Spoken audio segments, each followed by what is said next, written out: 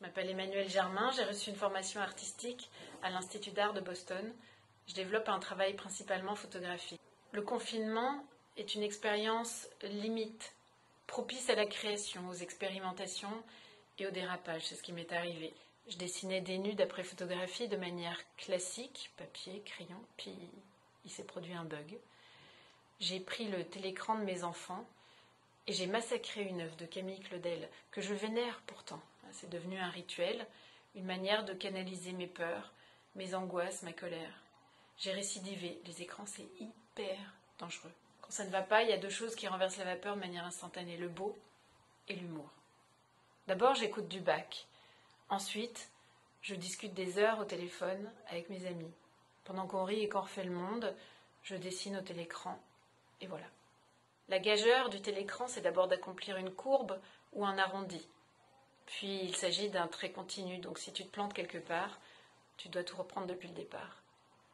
Et enfin, quand le dessin est terminé, pour en démarrer un nouveau, faut tout effacer. Avant d'effacer, je prends une photo. Ainsi, j'ai démarré une série en reprenant des figures emblématiques à mes yeux. Isadora Duncan qui danse dans les vagues, le nu bleu de Matisse, Egon Schiele, Médusa, l'origine du monde, etc.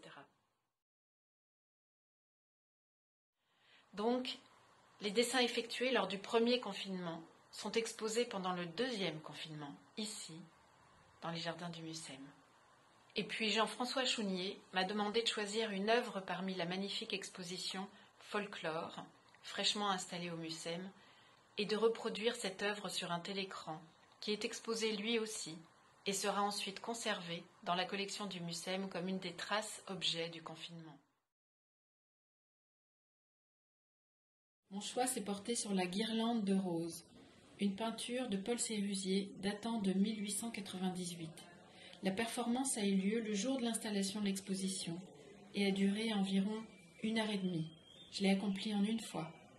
Je me suis concentrée sur ce qui faisait lien entre ces 4 femmes, la guirlande donc, et l'énergie qui circule entre elles. C'est la première fois que je dessinais devant l'œuvre originale et c'était magique. Normal en même temps. On est en Bretagne là.